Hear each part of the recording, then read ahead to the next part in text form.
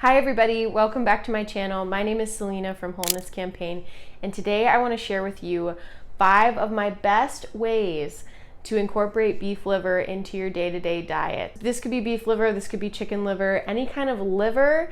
I've gone over this in other videos as to the benefits of beef liver and how I take liver every day, but there are so many ways you can incorporate this super nutrient-dense superfood into your day-to-day diet, and I want to give you some suggestions. If you think this sounds a little crazy, do your own research, but beef liver has been super significant in my healing process and so many people that I know. And so making sure that I have enough liver in my diet on a week-to-week or a day-to-day basis has been super key for me, especially when it comes to my energy levels, my mood, this developing baby. It really does help. Right now, liver and organ meat supplements is most of what I'm taking as my prenatal. It is more than enough. I take plenty of it, and it's actually in the most absorbable form for my baby. And so if you want to learn ways of how you can increase liver in your diet, this is the video for you. Stick around, let's jump in. Okay, so my first way of including beef liver into your diet is through liver pills. These can be frozen and raw as the way that I take them, which I'll link the video above, or they can be desiccated liver capsules that you buy on Amazon. So depending on the quality that you're sourcing in the area that you live in and how readily accessible liver is to you, the liver from the capsules might actually be less expensive.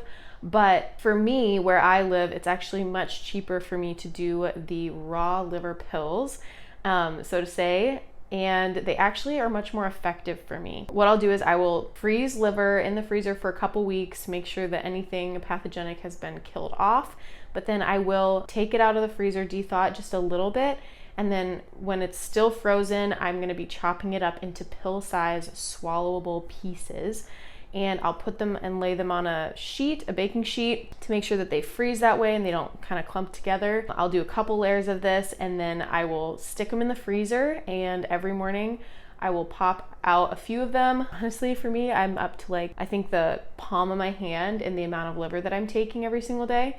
Dr. Natasha recommends when you're healing that you take the full size of your hand in liver every single day. And that's just because the nutrients are so important for healing. But liver pills have been the way that I stay the most consistent with it.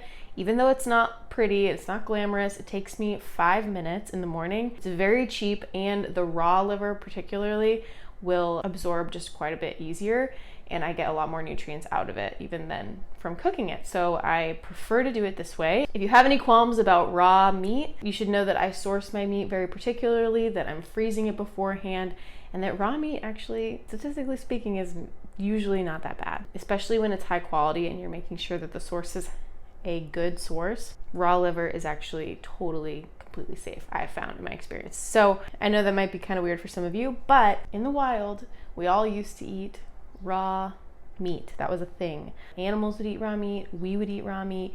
We all have the same immune system that we had thousands of years ago when we'd eat this. If you think about eating, the raw part of the steak, you would never say that raw steak or pink steak is unhealthy. Most of the time, people don't worry about that kind of thing. So that's where I'm at. That's the boat I camp in, but that has been a really good way for me to get it into my day-to-day diet. My next suggestion, if that feels totally crazy, is to actually just find ways to slip it into meals. So I used to do this, especially when my husband wasn't all into the whole liver pill idea. I think he's grown a lot since then, so now we do them. But I would sneak a big chunk, maybe it was this big, into every single ground beef meal that I made. So anytime I was making, my spaghetti squash recipe or anything that required me to ground up some beef, even grounding up some pork, you can actually just add in a little chunk of it and you don't taste it, and you can build your tolerance slowly so that the amount isn't so overpowering, because liver can be bitter if it's not prepared properly. And if you just throw it into a ground beef mix, it can taste a little bit strong. Some people actually find that the liver actually will give it more flavor, and I think that that's true as well, but especially with beef liver, it can be more on the bitter side than say a chicken liver. So I will go slow and just put a little small piece in, but that is still getting a good amount of liver into whoever is eating that meal. And if you're having trouble with the ratios of how much liver to ground beef to put in together, or if you just don't want to do that, you don't want to do the blending, I will use an immersion blender, which I find to be actually pretty easy. But if you don't want to do that, I would recommend going and looking for Force of Nature's ground beef ancestral pack of meat with organs. And so they will actually add in and blend up the organ meats or the liver. They have a few different options already pre-made in the package. So you just open it up like you would a normal package of ground beef, and you can cook it, and they actually do a really good job with the ratios. And I actually find that it tastes more flavorful than just plain ground beef.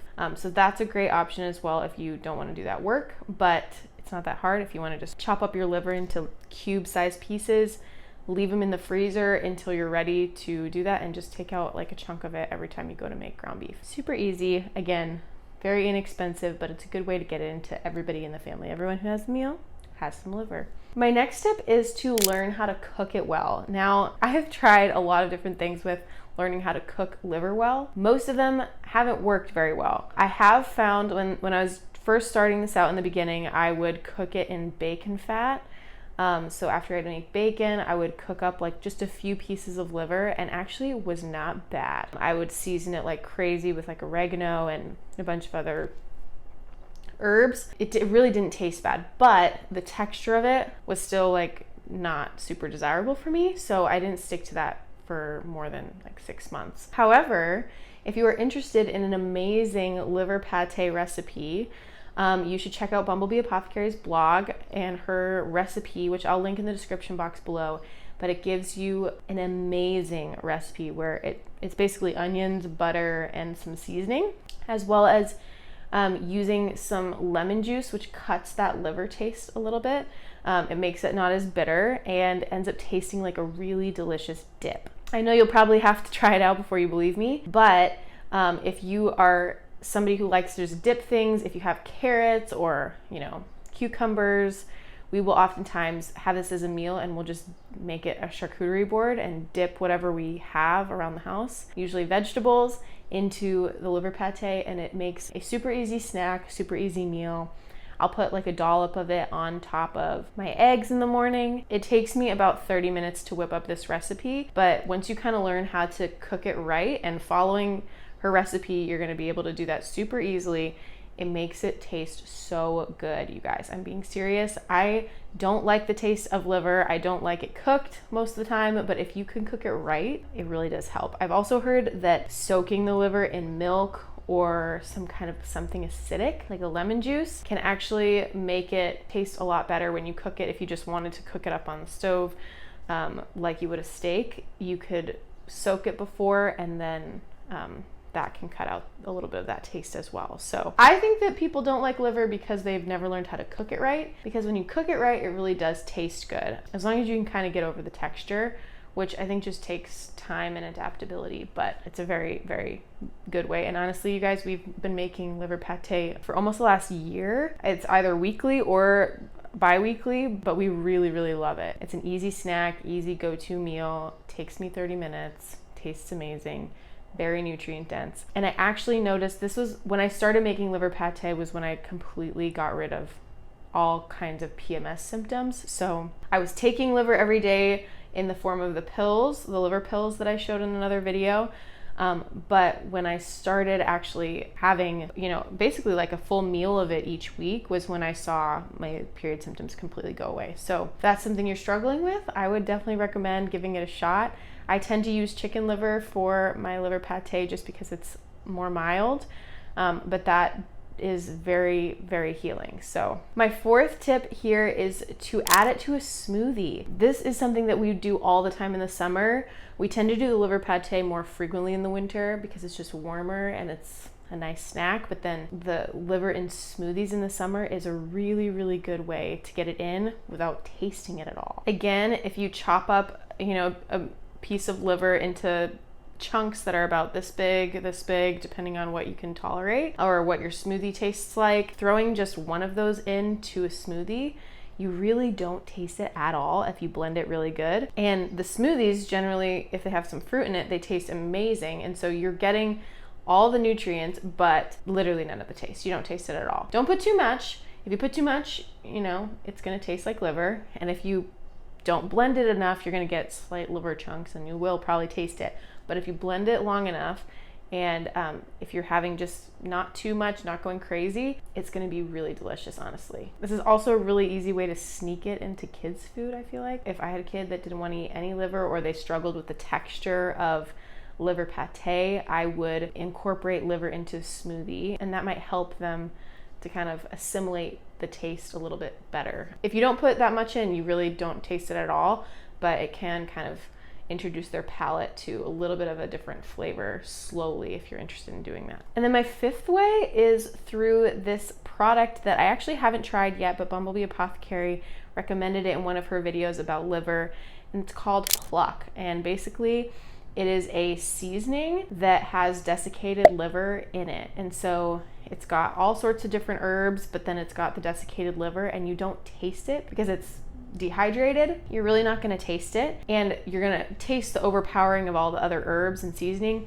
before you taste any of that. And so sprinkling that on top of meat or different kinds of meals that need a little bit of flavor, that's a great way to have liver in your day-to-day diet really easily, but you know, you're not really tasting it. So I hope this video was helpful. If you are interested in trying liver, I really would encourage you to give it a shot. I have a whole other video going through the benefits, so if you aren't convinced, check out that video. I'll link it in the description box below. But it is my passion to walk alongside people as they heal and grow. It inspires me and hopefully brings encouragement to you. Thanks for watching.